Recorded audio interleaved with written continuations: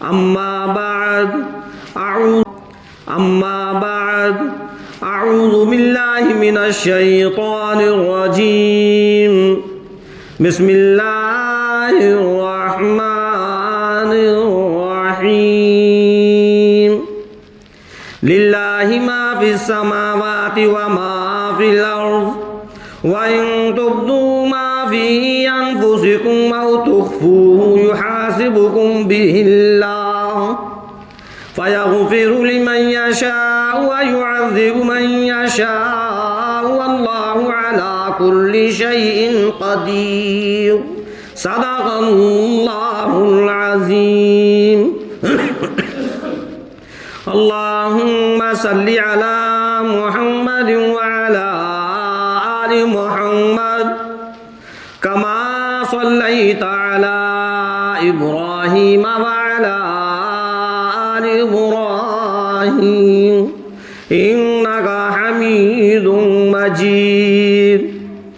اللهم بارك على محمد وعلى آل محمد كما باركت على إبراهيم وعلى آل إبراهيم إنك حميد مجيد.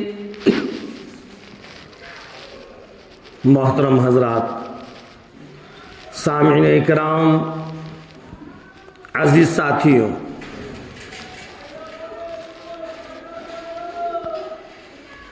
دو چیزیں ہیں. اللہ تبارک تعالیٰ نے دنیا بنائی اور آخرت بنائی.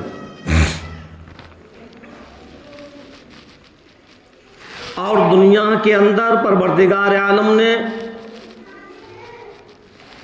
اس انسان کو کیوں پہنچایا، کیا وجہ تھی؟ یہ اللہ کی طرف سے امتحان ہے. دنیا کو اللہ نے دار العمل بنایا ہے اور آخرت جو ہے وہ دار الجزا ہے.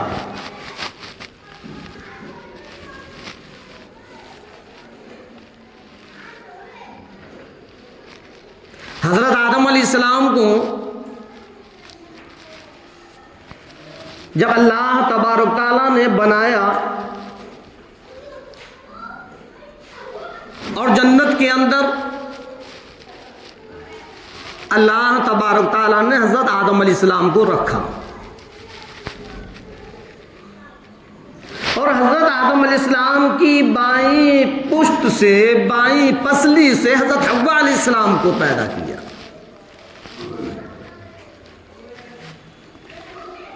یہ دونوں کے دونوں بڑے خوشی کے ساتھ بہت اچھی طریقے سے اس جنت کے اندر زندگی گزار رہے تھے.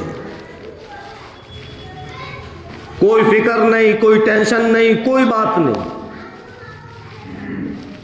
یہ شیطان، یہ مردود، یہ ابلیس، جس نے اللہ تبارک تعالیٰ سے وعدہ کیا کہ جس کی وجہ سے میں جنت سے نکالا جا رہا ہوں اس کو بھی جنت سے نکال کر رہوں. یہ ابلیس بھی معلم ملکوت تھا، فرشتوں کو تعلیم دیا کرتا تھا. اللہ تبارک تعالیٰ نے اس کا ایک مقام بنایا، معلم ملکوت بنایا. صرف اللہ کی نافرمانی کرنے کی وجہ سے اللہ تبارک تعالیٰ نے اس عہدے کو چھین لیا، اس مقام کو واپس لے لیا اور لعنت کا توق ڈال کر اللہ رب العزت نے وہاں سے اس کو نکال دیا. غلطی کیا تھی؟ صرف ایک نافرمانی کی تھی. اللہ تبارک تعالیٰ نے حضرت آدم علیہ السلام کو جو بنایا تمام کے فرشتوں سے پروردگار عالم نے فرمایا اسجدوا لآدم، اے فرشتوں آدم علیہ السلام کے لیے سجدہ کرو، فسجدوا، سارے کے سارے فرشتے سجدے میں گر گئے، سارے کے سارے فرشتوں نے سجدہ کیا الا ابلیس، ابلیس نے سجدہ نہیں کیا۔ سارے کے سارے فرشتوں نے سجدہ کیا لیکن ابلیس نے سجدہ نہیں کیا۔ ابا واستکبر وکان من الکافرین، اس نے انکار کیا، اس نے تکبر کیا اور وہ نافرمانوں میں سے ہو گیا۔ اللہ کی اس نے یہ نافرمانی کی اور کہنے لگا کہ میں سجدہ کیوں کروں، میں آگ سے بنایا ہوا ہوں، یہ مٹی سے بنائے ہوئے ہیں، میں ان سے بڑا ہوں۔ اس کے اندر غرور اور گھمنڈ آ گیا، اس نے تکبر کیا۔ اے لوگوں، تکبر اللہ تبارک تعالیٰ کو پسند نہیں، اللہ اس کو پسند نہیں کرتا جو غرور کرتا ہے، جو تکبر کرتا ہے، جو اپنے مال پر، اپنے وقار پر، اپنی عزت پر جس کو گھمنڈ آ جاتا ہے، جس کو تکبر آ جاتا ہے، اللہ تبارک تعالیٰ کو وہ انسان پسند نہیں۔ اس نے تکبر کیا، اللہ نے لعنت کا طوق اس کے گردن میں ڈال دیا۔ تب اس نے اللہ تبارک تعالیٰ سے وعدہ کیا، اور ایسے ہی نہیں بلکہ اللہ کی قسم کھائی، اے پروردگار عالم، تیرے عزت اور جلال کی قسم، تیرے علو شان کی قسم، تیرے اعلیٰ مرتبے کی قسم، تیری بزرگی کی قسم، میں تیرے بندوں کو بہکاؤں گا، جس کی وجہ سے میں جنت سے نکالا گیا اس کو بھی جنت سے نکال کر رہوں گا۔ اور اسی ابلیس نے حضرت آدم علیہ السلام کو، حضرت حوا علیہ السلام کو جنت سے نکلوا دیا۔ وہ الگ واقعہ ہے، بڑا لمبا واقعہ ہے۔ حضرت آدم علیہ السلام کے پاس پہنچا کہ جانتے ہو اللہ نے تم کو یہ پھل کھانے سے کیوں منع کیا، یہ گندم کھانے سے کیوں منع کیا؟ اس لیے کہ اگر تم اس کو کھا لو گے تو ہمیشہ ہمیشہ جنت کے اندر رہو گے۔ لیکن آدم علیہ السلام سمجھدار ہیں، عقل مند ہیں، کہنے لگے کہ جو اللہ نے کہا ہے میں اس کے خلاف نہیں کروں گا، پروردگار عالم نے منع کیا ہے تو میں اس کو ہاتھ نہیں لگاؤں گا۔ اللہ نے حضرت آدم علیہ السلام سے فرمایا کہ پوری جنت کے اندر جہاں چاہو جیسے چاہو رہو، لیکن یہ ایک درخت ہے، اس کے قریب بھی مت جانا، اس کا پھل، یہ گندم کھانا تو الگ چیز ہے، اس کے قریب بھی مت جانا۔ تو حضرت آدم علیہ السلام نے فرما دیا نہیں جی میں نہیں کھاتا اس کو۔ عورت ناقص العقل ہوتی ہے، اگر کوئی سمجھائے تو فوراً اس کی سمجھ میں آ جاتا ہے، وہ بات کو سمجھ نہیں پاتی ہے، اسی لیے جلدی لوگوں کے بہکاوے میں، لوگوں کے بھڑکاؤ میں آ جاتی ہے۔ تو وہ حضرت حوا علیہ السلام کے پاس پہنچا اور حضرت حوا علیہ السلام سے کہا کہ اللہ نے یہ پھل کھانے سے کیوں منع کیا ہے کہ اگر تم نے یہ پھل کھا لیا، اگر یہ گندم کھا لیا تو ہمیشہ ہمیشہ جنت میں رہو، اور اللہ یہ چاہتا نہیں ہے۔ بس آگے سمجھ میں بات. عورت ہے نا جلدی لوگوں کے بہکاؤ میں آ جاتی ہے. اس لیے اللہ تبارک و تعالیٰ نے گھر کے اندر جو حاکم بنایا ہے وہ مرد کو بنایا ہے، عورت کو نہیں بنایا. الرجال قوامون علی النساء، ہم نے مرد کو حاکم بنایا ہے، عورت کو نہیں بنایا. کیوں؟ اس لیے کہ مرد کے اندر ایک صلاحیت ہوتی ہے، اس کے اندر ایک سمجھ ہوتی ہے، وہ اچھے اور برے کی تمیز کو پہچانتا ہے. عورت کے طریقے سے نہیں ہے کہ جیسے جس نے کہا بس اس نے اس کو مان لیا. اب حضرت آدم علیہ السلام جب آئے تو حضرت حوا علیہ السلام روٹھ گئے. جیسے کہ آج ہماری بیویاں روٹھ جاتی ہیں جب کوئی بات منوانے کے لیے اپنے مرد کو راضی کرنا ہوتا ہے تو وہ روٹھ جاتی ہیں. حضرت آدم علیہ السلام نے کہا کہ بھئی کیا بات ہے، کیا پریشانی ہے، کیا تکلیف ہے، یہ روٹھی ہوئی کیوں بیٹھی ہو؟ نہیں جی ہمیں تو یہ پھل کھانا ہے. وہ شیطان جو سمجھا گیا اور ان کے دماغ میں یہ بات فٹ ہو گئی کہ کچھ بھی ہو ہمیں تو یہ پھل کھانا ہے. حضرت آدم علیہ السلام نے کہا کہ اللہ کی بندی، اللہ نے منع کیا ہے، اس کام کی ضد مت کرو، ہم ایسا نہیں کریں گے.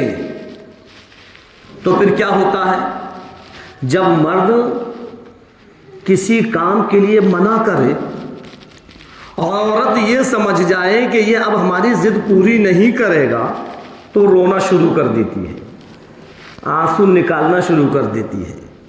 اور اللہ نے عورت کے آنسو کے اندر یہ تاثیر رکھی ہے کہ جب شوہر کے سامنے اس کے آنکھوں سے آنسو ٹپکتا ہے تو شوہر کا دل پسیج جاتا ہے اور وہ کہتا ہے کہ ٹھیک ہے رونا دھونا بند کر، چل جو تو کہتی ہے وہی کریں گے. آج بھی مرد یہی کہتا ہے کہ رونا بند کر یا آنسو بہانا بند کر، کیوں رو رہی ہے، چل ٹھیک ہے جیسا تو چاہے گی ویسا ہی ہوگا.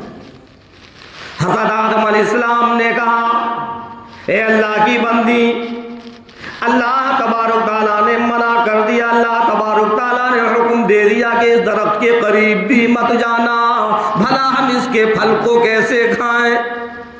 حضرت حوا علیہ السلام کہنے لگی مجھ کو کچھ پتا نہیں، مجھ کو تو یہ پھل کھانا ہے. رونا شروع کر دیا. آدم علیہ السلام کا دل پسیج گیا، کہا کہ رونا بند کر. دونوں نے وہ پھل کھایا، وہ گندم کھا لیا، جنت کا لباس اتر گیا. فرمایا پروردگار عالم نے آدم میں نے منع کیا تھا، اس کے باوجود تم نے غلطی کیوں کی؟ تم نے یہ پھل کیوں کھایا؟ تم سے یہ غلطی کیسے ہو گئی؟ اب جنت میں رہنے کی کوئی جگہ نہیں، جاؤ اب زمین کے اوپر جاؤ، وہاں جا کر معافی تلافی کرو. پھر تم جب اپنی غلطی پر شرمندہ ہو، اپنی غلطی پر پشیمان ہو، جب معافی تلافی کرو گے میں تمہاری غلطی کو معاف کر دوں گا. اللہ نے حضرت آدم علیہ السلام کو بھی، حضرت حوا علیہ السلام کو بھی جنت سے نیچے اتار دیا، زمین پر اتار دیا. میں نے بتلایا کہ اللہ نے یہ دنیا جو بنائی اور اس دنیا کے اندر ہم کیسے آئے، یہی وجہ تھی. اب امتحان ہے پروردگار عالم کا. ہمارا اصلی مقام اور اصلی جگہ یہ دنیا نہیں ہے، ہماری اصلی جگہ تو آخرت ہے. آخرت میں جنت ہمارا انتظار کر رہی ہے، جنت کی حوریں ہمارا انتظار کر رہی ہیں، جنت کے محلات ہمارا انتظار کر رہے ہیں، جنت کے باغات ہمارا انتظار کر رہے ہیں. اور ہم ہیں کہ یہ فانی دنیا کے چکر میں اپنے آپ کو لگائے ہوئے ہیں اور ایسا لگا دیا کہ ہمیں اس آخرت کی فکر ہی نہیں، ہمیں اس جنت کی فکر ہی نہیں. ہم نے دنیا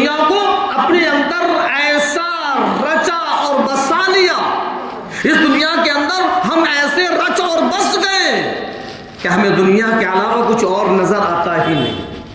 یہ دنیا تو چند دن کی ہے. اللہ نے دنیا میں تو چند دن کے لیے اتارا تھا. حضرت آدم علیہ السلام سے جو غلطی ہو گئی تھی اس غلطی کی معافی تلافی کے لیے. ہاں، اور اس دنیا کو اللہ نے دار العمل بنایا. اس دار العمل میں جیسا عمل ہم کر جائیں گے کل اسی عمل کے مطابق ہمارا حساب و کتاب ہوگا. اللہ رب العزت نے ان آیتوں کے اندر اسی چیز کو بیان کیا. للہ ما فی السماوات و ما فی الارض. ارشاد فرمایا پروردگار عالم نے، او میرے بندے، زمین میری، آسمان میرا، چاند میرا، ستارے میری، ساری کی ساری کائنات میری، یہ سمندر میرے، یہ ہوا میری، یہ درخت میرے. للہ ما فی السماوات و ما فی الارض. جتنی بھی چیزیں نظر آتی ہیں زمین و آسمان کے اندر، او میرے بندے، سب کچھ میرا.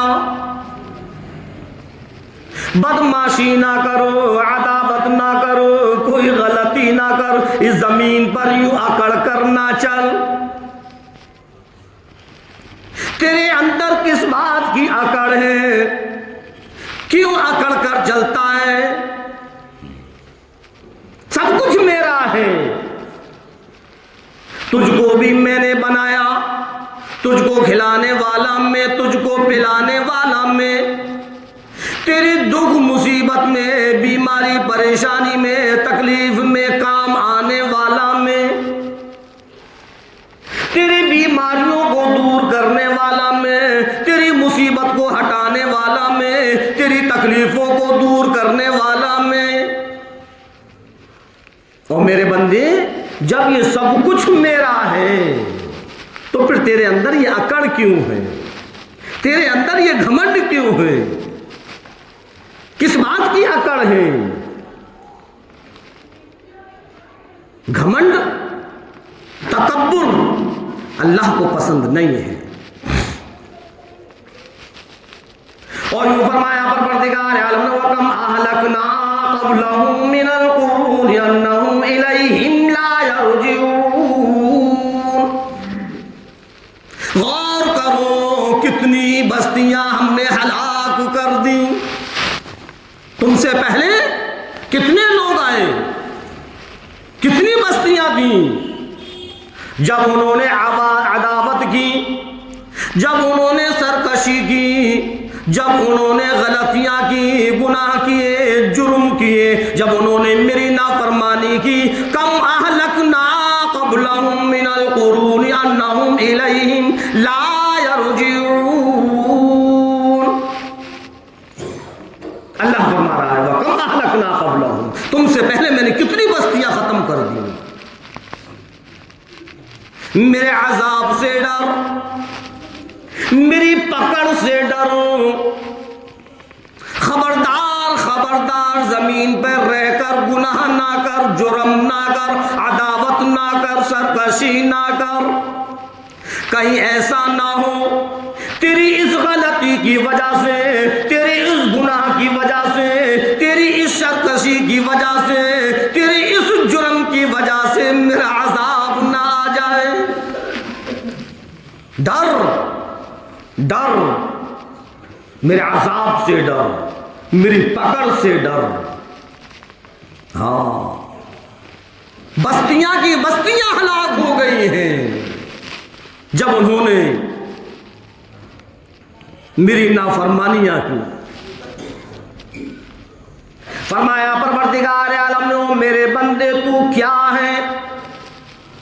بڑے بڑے طاقتور لوگ آئے، بڑے بڑے بادشاہ آئے. ارے جو اپنے آپ کو خدا کہا کرتے تھے، میں نے تو ان کو بھی ہلاک کر دیا. کسی کو پانی کے اندر غرق کر دیا تو کسی کو مچھر کے ذریعے ہلاک کر دیا، تو کیا ہے؟ للہ ما فی السماوات و ما فی الارض، سب اسی کے لیے ہیں، سب اللہ کے لیے ہیں، یہ آسمان، یہ زمین، سب کچھ، سب کا مالک اللہ ہے۔ ہاں، ہمیں اس اللہ سے ڈرنا چاہیے، ہمیں اس کی فرما برداری کرنا چاہیے۔ آج کتنی نافرمانیاں ہم اور آپ کر رہے ہیں،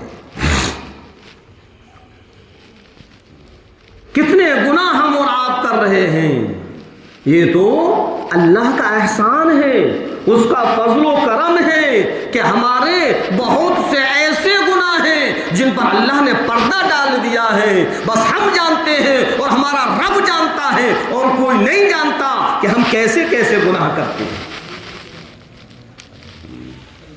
اگر اللہ تبارک تعالی ہمارے اس گناہوں سے پردہ ہٹا دے تو لوگ کہیں گے اوفو، ہم تو ان کو حاجی اور نمازی سمجھا کرتے تھے، ہم تو ان کو بڑا نیک سمجھا کرتے تھے، ہم تو ان کو بڑا شریف سمجھا کرتے تھے، لیکن آج پتا چلا کہ یہ بھی اللہ کے مجرم ہیں، یہ بھی گنہگار ہیں، یہ بھی خطاکار ہیں، یہ بھی ایسے ایسے گناہ کرتے ہیں، ہم نے تو کبھی سوچا بھی نہیں تھا کہ ان سے بھی گناہ ہو سکتا ہے۔ اور اللہ کے بندے، اس رب سے ڈر، اس پروردگار عالم سے ڈر، اس پالن ہار سے ڈرو جس نے ہمارے گناہوں پر پردہ ڈال رکھا۔ جب ہم نکل کر جاتے ہیں لوگ ہم کو شریف سمجھا کرتے ہیں، ہم کو نیک سمجھا کرتے ہیں، ہماری عزت کیا کرتے ہیں، ہم لوگوں کی نظروں میں نیک ہیں، لوگوں کی نظروں میں شریف ہیں۔ اللہ فرماتا ہوں میرے بندے، یہ تو مجھ کو پتا ہے تو کتنا بڑا بدمعاش ہے،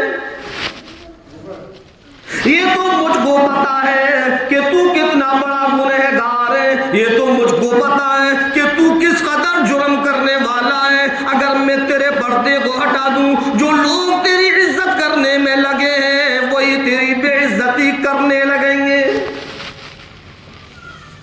اللہ نے ہمارے گناہوں پر پردہ ڈالا ہے، یہ اللہ کی محبت ہے، یہ اللہ کا احسان ہے۔ اللہ اپنے بندوں سے بے انتہا محبت کرتا ہے۔ اللہ کے رسول سرکار دو عالم صلی اللہ علیہ وسلم نے فرمایا کہ 70 ماؤں سے زیادہ محبت کرتا ہے اللہ تبارک تعالیٰ، اپنے بندوں سے 70 ماؤں سے زیادہ محبت کرتا ہے۔ وہ یہ نہیں چاہتا کہ میرے بندے کسی پریشانی میں مبتلا ہوں۔ ہم ہیں کہ اپنے گناہوں کی وجہ سے، اپنی غلطیوں کی وجہ سے، اللہ کی نافرمانیوں کی وجہ سے ہم پریشانیوں میں آ جاتے ہیں، مصیبتیں ہمیں گھیر لیتی ہیں، تکلیفیں ہمیں گھیر لیتی ہیں۔ یہ ہمارے ہی کارنامے ہیں جو ہمارے اوپر سے مصیبت کے پہاڑ نہیں ہٹتے، ورنہ اللہ کسی کو مصیبت میں ڈالنا نہیں چاہتا، اللہ کسی کو اوپر پریشانیاں ڈالنا نہیں چاہتا۔ ہماری بدعمالیاں ہیں جو آج چاروں طرف سے ہم مصیبتوں کے گھیرے میں ہیں۔ آج بھی اگر ہم اللہ کی فرما برداری کرنے لگیں، سارے گناہوں سے توبائیں کر لیں، تو اللہ تبارک تعالیٰ یہ ساری مصیبتوں کو ہٹا دے۔ لیکن ہمارا حال یہ ہے کہ ہم گناہ کرنے میں اس قدر آگے بڑھ گئے کہ اب تو ہم گناہ نہیں سمجھتے۔ توبہ تو جب کریں گے جب کہ ہم گناہ کو گناہ سمجھیں گے۔ ہم نے تو گناہ کو گناہ ہی نہیں سمجھا۔ ایک وہ وقت تھا کہ جب کسی سے کوئی گناہ ہو جایا کرتا تھا تو جب تک اس گناہ سے معافی تلافی نہیں کرتے تھے سکون نہیں ملتا تھا۔ ہاں، اور آج ہم گناہ پر گناہ کر رہے ہیں، گناہ پر گناہ کر رہے ہیں۔ کبھی بھی ہمارے دل میں یہ بات نہ آئی کہ یہ ہمارے اللہ کی نافرمانی ہے، لا اس کو ختم کریں، لا اس کو چھوڑ دیں۔ کوئی شراب کے ٹھیکوں پر کھڑے ہو کر شراب پی رہا ہے، تو کوئی جوئوں کے پھڑوں پر بیٹھ کر جوا کھیل رہا ہے، تو کوئی سٹے کے بازار میں سٹا لگا رہا ہے، تو کوئی سود اور بیاض کے ماحول میں اپنے آپ کو سود اور بیاض کے حوالے کر دیا، کوئی سود اور بیاض کو لے رہا ہے تو کوئی سود اور بیاض کو دے رہا ہے۔ لینا بھی حرام ہے اور دینا بھی حرام ہے۔ کوئی زناکاری کے اندر مبتلا ہے تو کوئی بدکاری کے اندر مبتلا ہے۔ اے مسلمان شرم کر، تو اسلام پر چلنے والا ہے، تو مذہب اسلام کو ماننے والا ہے۔ مذہب اسلام اس چیز کی اجازت نہیں دیتا کہ تو کہیں جوا کھیلے، مذہب اسلام اس چیز کی اجازت نہیں دیتا کہ تیرے لبوں کے قریب شراب کا جام آئے، مذہب اسلام اس چیز کی اجازت نہیں دیتا کہ تو سٹا بازی کرے، مذہب اسلام اس چیز کی اجازت نہیں دیتا کہ تو زناکاری کے اندر مبتلا ہو، تو عیاری اور مکاری کرے، تو بدفعلی کرے، بدکاری کرے۔ مذہب اسلام اس چیز کی اجازت نہیں دیتا کہ تو سود کھانے والا بنے، بیاض کھانے والا بنے، تیرے کاروبار بیاض کا ہو جائے۔ اگر تو غریب ہے تو بیاض دے دے کر تو گناہ کما رہا ہے، اگر تو امیر ہے تو بس بیاض کا کام کر کر تو گناہ کماتا ہے۔ بیاض تو ایسا گناہ ہے کہ غریب بھی اس گناہ کے اندر مبتلا ہے اور امیر بھی اس گناہ کے اندر مبتلا ہے۔ غریب بیاض دینے کی وجہ سے گناہ کر رہا ہے اور امیر بیاض لینے کی وجہ سے گناہ کر رہا ہے۔ اس کا دینا بھی حرام ہے اور اس کا لینا بھی حرام ہے۔ اے اللہ کے بندو، 15ویں صدی کے مسلمانوں، ڈرو اس پروردگار عالم سے، ذرا خوف پیدا کرو اپنے اندر رب کائنات کا۔ بھیک مانگ لینا، بیاض پر پیسہ کبھی نہ لینا۔ سمجھ میں آئی بات؟ ہاں، اگر تم پر اتنی غربت آ گئی کہ تمہارے پاس زندگی گزارنے کے لیے، کھانا کھانے کے لیے تمہارے پاس پیسہ نہیں ہے، بھیک تو مانگ لینا، لیکن خبردار تم نے بیاض پر پیسہ اٹھایا۔ بیاض لینا بھی حرام، بیاض دینا بھی حرام، سود لینا بھی حرام، سود دینا بھی حرام۔ یہی سود ہے اور یہی بیاض ہے، سود اور بیاض الگ الگ نہیں ہے۔ آج کتنے مسلمان ہیں ایسے جو ان تمام کے تمام گناہوں کے اندر مبتلا ہیں؟ کب توبہ کریں گے؟ کب ہمارے اندر یہ بات ہوگی؟ کب ہمارا ضمیر جاگے گا کہ ہم اللہ کی جو نافرمانیاں کر رہے ہیں اب باس آ جائیں اور گناہ سے توبہ کر لیں اور اپنے رب کو راضی کر لیں؟ یاد رکھنا، ہم اور آپ یہ نہ سمجھیں کہ جو یہ گناہ ہم کر رہے ہیں اللہ بے خبر ہے یا اللہ کا نبی بے خبر ہے۔ اللہ کو بھی پتا ہے، اور سارے کے سارے اعمال سرکار دو عالم صلی اللہ علیہ وسلم کی خدمت میں پیش ہوتے ہیں، ان کو بتلایا جاتا ہو میرے نبی آج تمہاری امت کا حال یہ ہے، اور میرے نبی آج آپ کی امت کا حال یہ ہے کہ وہ جوئے کے پھڑوں پر بیٹھی ہوئی ہے، کہیں شراب کے ٹھیکوں پر کھڑی ہوئی ہے، کوئی زناکاریوں کے اندر مبتلا ہے تو کوئی بدفعلی کے اندر مبتلا ہے۔ اور میرے نبی آپ کی امت کا حال یہ ہے، کوئی حرام خوریوں کے اندر مبتلا ہے، کوئی شراب خوریوں کے اندر مبتلا ہے، کوئی زناکاری کے اندر مبتلا ہے، کوئی سود اور بیاض کے اندر مبتلا ہے، کوئی سٹے خوری کے اندر مبتلا ہے۔ اے مسلمانوں ذرا سوچو تو صحیح، کیا سرکار دو عالم صلی اللہ علیہ وسلم کو تکلیف نہ ہوگی؟ ذرا غور کرو، جب یہ خبر امام الانبیاء کو ملے گی، جب ہمارے نام اعمال امام الانبیاء کو دکھائے جائیں گے، کیا نبی کو تکلیف نہیں ہوگی؟ جب ہماری غلطیاں، ہمارے جرم،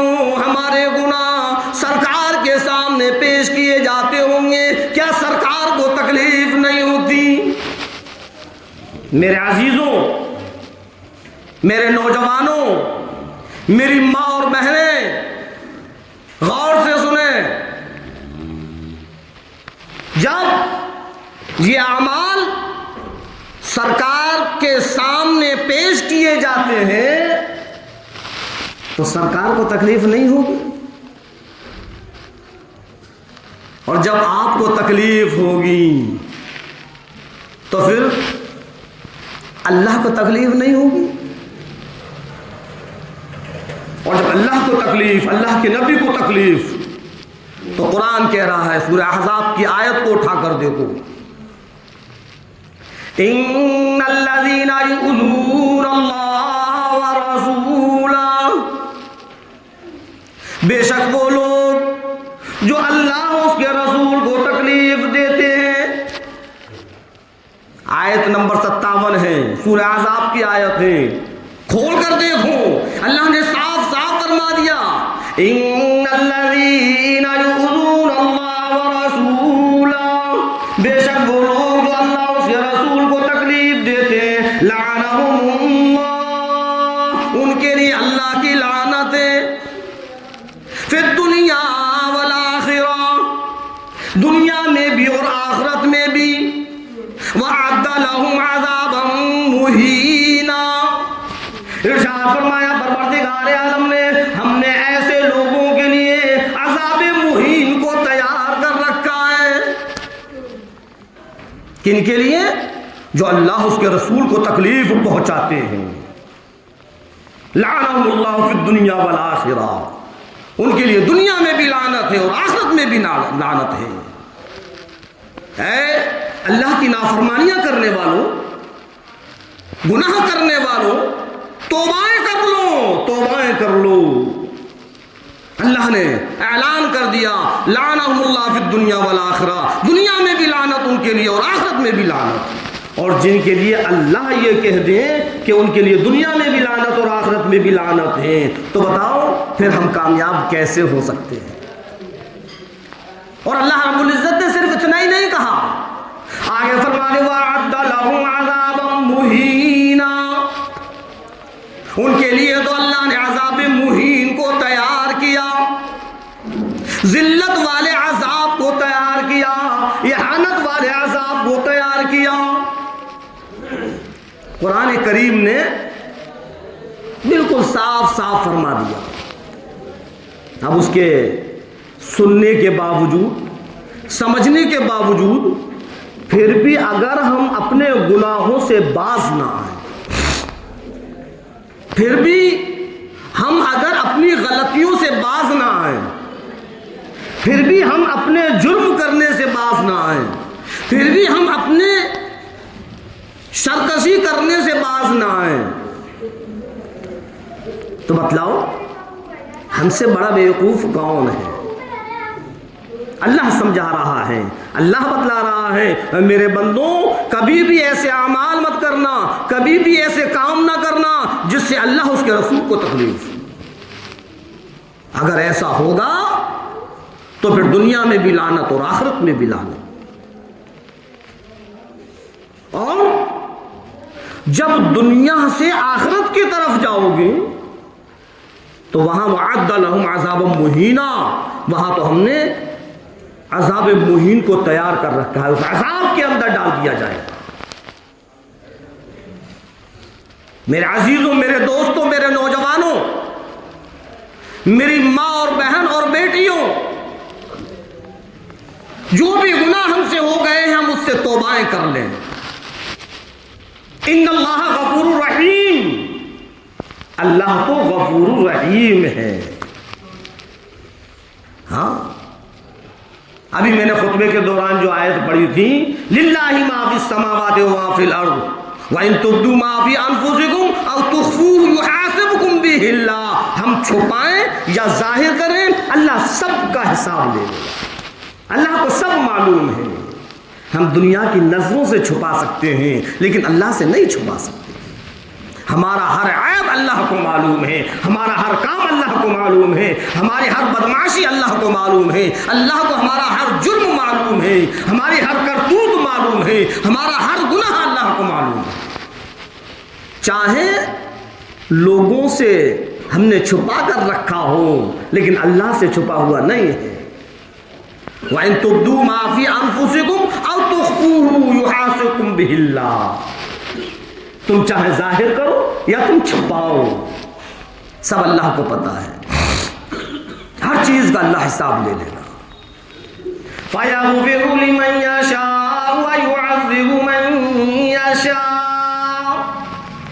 ارشاد فرمایا پروردگار عالم نے، اور لوگوں ایمان والوں مسلمانوں مومنوں، اس پروردگار عالم نے فرمایا جو ساری کی ساری کائنات کا رب، زمین کا رب، آسمان کا رب، چاند سورج ستاروں کا رب، جو میرا رب تیرا رب، ساری کی ساری انسانیت کا رب. فَيَغْفِرُ لِمَن يَشَاءُ وَيُعَذِّبُ مَن يَشَاءُ. بس اللہ جس کو چاہے معاف کر دے، جس کو چاہے عذاب کے اندر مبتلا کر دے. واللہ علی کل شیء قدیر. اور اللہ تو ہر چیز پر قادر ہے. ہمارے ہزاروں نہیں لاکھوں کروڑوں، پانی دینا تھا،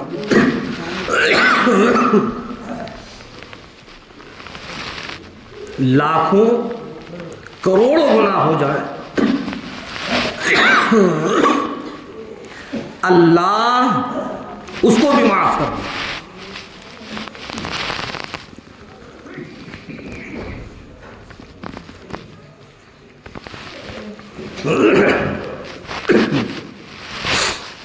تو بتلا رہا تھا میں کہ کتنے بھی گناہ ہو جائیں، لاکھوں کروڑوں نہیں بلکہ اس سے بھی زیادہ گناہ ہو جائیں، یہاں تک کہ سمندر کے جتنے جھاگ ہیں ان کے برابر بھی گناہ ہو جائیں، سمندر کے جتنے قطرات ہیں ان کے برابر بھی گناہ ہو جائیں، اس زمین کی ریت کے جتنے ذرات ہیں اگر ان کے برابر بھی گناہ ہو جائیں تو اللہ اتنا غفور رحیم ہے، ایک توبہ کرنے پر اللہ سارے گناہوں کو معاف کر دیتا ہے. کتنا غفور رحیم ہے. لیکن افسوس ہماری زندگیوں پر کہ کبھی ہمیں توبہ کرنے کی بھی فرصت نہیں ملتی کہ لاؤ اب تو بچپن سے 55 کے ہو گئے، اب تو توبہ کر لیں، اب تو اللہ کی نافرمانی کرنے سے باز آ جائیں، اب تو گناہ کرنے سے رک جائیں. کب رکیں گے؟ کب توبائیں کریں گے؟ جب اسرائیل ہماری روح قبض کرنے آئیں گے تب. یہ جو ہم رات کو سوتے ہیں اور صبح کو جب ہم صحیح اور سالم اٹھ جاتے ہیں تو یہ اللہ کی طرف سے ہم کو موقع مل گیا کہ ہم صحیح اٹھ گئے. اللہ نے ہم کو توبہ کرنے کا ایک اور موقع دے دیا کہ او میرے بندے، میں نے تجھ کو سلا کر دوبارہ اٹھا دیا ہے، اب گناہ نہ کر، اب تو توبہ کر لے. میں یہ چاہتا ہوں کہ جب تو میرے سامنے آئے تو تیرے پاس گناہ نہ ہو، جتنے بھی گناہ ہیں ان تمام گناہوں سے توبہ کر کر آئے تاکہ ایمان والے میرے بندے میں تیرا فیصلہ سیدھا کے سیدھا جنت کا کروں. اللہ کبھی یہ نہیں چاہتا کہ میرے ایمان والے بندے کسی مصیبت میں ہوں، کسی تکلیف میں ہوں. یہ تو ہماری بدمعاشی ہے، یہ ہمارے گناہوں کی نحوست ہے، یہ ہماری بدکاری اور بدفعلی کی وجہ ہے، یہ ہماری عیاری اور مکاری کی وجہ ہے، یہ ہماری زنا خوری حرام خوری کی وجہ ہے، جو کہ آج ہم اور آپ تکلیفوں میں مصیبتوں میں گھرے ہوئے ہیں. اللہ سے توبہ کریں، توبو الی اللہ توبۃ نصوحا، سچی پکی توبہ کریں، اللہ معاف کر دیتا ہے۔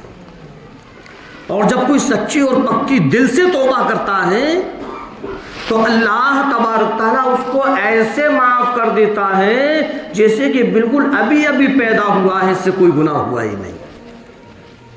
بتاؤ کتنا بڑا غفور رحیم ہے وہ، اس کے باوجود بھی کبھی ہم نے اپنے رب کی طرف غور ہی نہیں کیا۔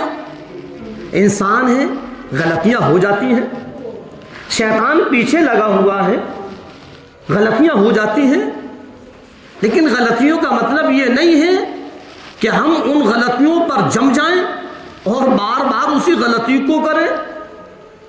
اللہ کو وہ بندہ بڑا پسند آتا ہے جو گناہ کرنے کے بعد اللہ سے توبہ کر لیتا ہے، جس سے نہ ہو کبھی غلطی اسے رحمان کہتے ہیں، جس سے نہ ہو کبھی غلطی اسے رحمان کہتے ہیں، اور غلطی پر کرے غلطی اسے حیوان کہتے ہیں، غلطی کر کے پچھتانے اسے انسان کہتے ہیں، غلطی کر کے نہ پچھتانے اسے شیطان کہتے ہیں۔ تو اگر ہم سے غلطی ہو گئی ہے اور ہمیں غلطی پر پچھتاوا ہے تو اللہ کو وہ انسان بہت پسند آتا ہے جو اپنی غلطی پر پچھتاوا کرے اور پھر اللہ سے کہے کہ اوہ میرے پروردگار، یہ شیطان کے بہکاوے میں آ کر غلطی ہو گئی ہے، مجھے معاف کر دے۔ رب ذوالجلال کی قسم، اللہ تبارک تعالیٰ اپنے بندے کے گناہوں کے معاف کرنے کے بہانے ڈھونڈتا ہے کہ کسی بھی طریقے سے میرا بندہ مجھ سے معافی تلافی کرے، میں اس کو معاف کر دوں۔ اے لوگو ایمان والوں، مسلمانوں، مومنوں، میرے نبی تیرے نبی، ساری کی ساری کائنات کے نبی، امام الانبیاء محبوب کبریا مدنی کریم صلی اللہ علیہ وسلم کا فرمان ہے، جمعے کے دن ایک گھڑی ایسی بھی آتی ہے، ایک وقت ایسا بھی آتا ہے کہ جب بندہ پروردگار عالم سے کوئی بھی چیز کی دعا کرتا ہے اللہ اس کو قبول کر لیتا ہے۔ آج جمعے کا دن ہے، آج تو ہم اور آپ کے دل سے جمعے کی اہمیت بھی ختم ہو گئی۔ بہت سے مسلمان ہیں جو ابھی خرید و فروخت میں لگے ہیں، بہت سے مسلمان ہیں جو اپنی دکانوں پر بیٹھے ہیں، بہت سے مسلمان ہیں جو اپنے گھروں میں بیٹھے ہوئے ہیں، بہت سے مسلمان ایسے ہیں کہ جمعہ کب آیا اور کب گیا کوئی پرواہ نہیں، نماز پڑھتے ہی نہیں، فجر نہیں پڑھتے، ظہر نہیں پڑھتے، عصر نہیں پڑھتے، مغرب نہیں پڑھتے، عشاء نہیں پڑھتے، ایک ہفتے کے بعد جب جمعہ آتا ہے تو وہ جمعہ بھی ادا نہیں کرتے۔ ایک نہیں، سینکڑوں مسلمان ہیں جو جمعہ بھی نہیں پڑھتے۔ ارشاد فرمایا مدنی کریم صلی اللہ علیہ وسلم نے کہ جمعے کے دن پروردگار عالم ایک ایسی گھڑی بھیجتا ہے، ایک ایسا وقت بھیجتا ہے کہ جو مانگو رب اس کو قبول کر لیتا ہے۔ او اللہ کے بندو، اللہ سے مانگنے والے بنو، او اللہ کے بندو اپنی حاجتوں کو، اپنی ضرورتوں کو، اپنی پریشانیوں کو، اپنی تکلیفوں کو، اپنی مصیبتوں کو اللہ کے سامنے رکھنے والے بنو۔ اللہ رب العزت فرماتا ہوں میرے بندے، میں تیرا رب ہوں، تو میرا بندہ ہے، مانگ کیا مانگنا چاہتا ہوں، میں تو ہر وقت تیری آواز کو سننا چاہتا ہوں، تیری زبان ہلے، تیری زبان سے اگر کوئی لفظ نکلے میں اس کو قبول کر لوں۔ صبح کے وقت جس کو ہم اور آپ تہجد کہتے ہیں، اس وقت بھی اللہ تبارک تعالیٰ کی طرف سے یہی اعلان ہوتا ہے۔ اور میرے بندے مانگ، کیا مانگنا چاہتا ہے؟ جو مانگے گا میں تجھ کو دے دوں گا۔ اولاد مانگ، میں اولاد دوں گا۔ روزی مانگ، میں تیری روزی میں برکت پیدا کر دوں گا۔ اپنی دکان کے اندر خیر و برکت مانگ، میں تیری دکان کو عروج پر پہنچا دوں گا۔ اپنے گناہوں سے معافی تلافی کر، میں تیرے سارے گناہوں کو معاف کر دوں گا۔ اگر کچھ بیماری ہے تو میرے سامنے رکھ، میں تیری بیماری کو ختم کر دوں گا۔ آ تو صحیح، مانگ تو صحیح۔ تو مانگتے مانگتے تھک جائے گا، میں دیتے دیتے نہیں تھکوں گا۔ اللہ کی وہ ذات ہے، ساری کی ساری دنیا ایک ساتھ ایک ہی چیز کو اگر اللہ تبارک تعالیٰ سے مانگے تو اللہ کے خزانے میں اتنی بھی کمی نہیں ہوگی کہ سمندر میں جو ہم سیکھ ڈالیں اس میں جو پانی کا قطرہ نکل کر آئے، اتنی بھی کمی نہیں ہوگی۔ سارے خزانوں کا مالک ہے وہ، ہمیں مانگنا نہیں آتا۔ ہاں، اللہ تو یوں فرما رہا ہے مانگو کیا مانگنا ہے، اور ہم سونے میں لگے ہوئے ہیں۔ بڑے خوش نصیب ہیں وہ لوگ جو تہجد کی پابندی کرتے ہیں، بڑے خوش نصیب ہیں۔ آج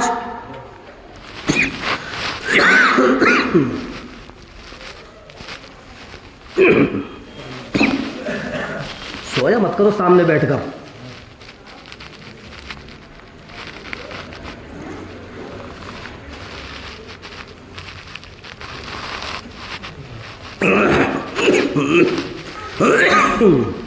تو بتلا رہا تھا میں، بڑے خوش نصیب ہیں وہ لوگ جو تہجد کی پابندی کرتے ہیں۔ اللہ اس تہجد کے پڑھنے کی وجہ سے اس کے سارے مسئلوں کو حل کر دیتا ہے، بڑی سے بڑی پریشانی اور بڑی سے بڑی تکلیفوں کو دور کر دیتا ہے۔ پھر اللہ کے رسول سرکار دو عالم صلی اللہ علیہ وسلم کی سنت ہے یہ۔ اور ایک چیز اور بتلاؤں، بڑے پتے کی بات ہے ان لوگوں کے لیے جو تنہائی میں صرف اللہ ہے اور وہ ہے، اللہ کو راضی کرنے کے لیے نیت باندھ کر کھڑے ہو جاتے ہیں، کوئی دکھلاوا نہیں، کوئی ریاکاری نہیں، سب سو رہے ہیں اور وہ اللہ کے سامنے مناجات کر رہا ہے۔ جب سجدے میں جائیں تو آنکھوں سے آنسو بھی نکال لیں، سمجھ میں آئی؟ جب سجدے میں جائیں تو آنکھوں سے آنسو بھی نکال لیں۔ اللہ کے رسول سرکار دو عالم صلی اللہ علیہ وسلم بھی رویا کرتے تھے، اور اتنے روتے تھے، اتنے روتے تھے، اتنے روتے تھے، خدا کی قسم لکھا ہوا ہے کہ جب آپ سر مبارک اٹھاتے تھے تو زمین تر ہو جاتی تھی۔ اللہ کو بڑا پسند آتا ہے وہ عمل جو ناک زمین پر ہو اور آنکھوں سے آنسو گر رہے ہوں۔ اللہ کہتا ہے اے فرشتوں بتلاؤ میں اس بندے کو کیوں معاف نہ دوں۔ ہاں، اور ہمارا اور آپ کا حال یہ ہے، تہجد تو بہت دور، 5 وقت کی نماز ہم سے ادا نہیں ہوتی۔ 5 وقت کی نماز کی پابندی کرنے والے بنو، اپنے اپنے گناہوں سے معافی تلافی کرنے والے بنو، اللہ کے سامنے رو کر گر گڑا کر اپنی ساری کی ساری غلطیوں کی معافی تلافی کر لو۔ کسی کو کوئی پتہ نہیں ہے کہ کب ہمارا آخری وقت ہو جائے۔ اللہ رب العزت ہم اور آپ کو کہنے اور سننے سے زیادہ عمل کرنے کی توفیق عطا فرمائے۔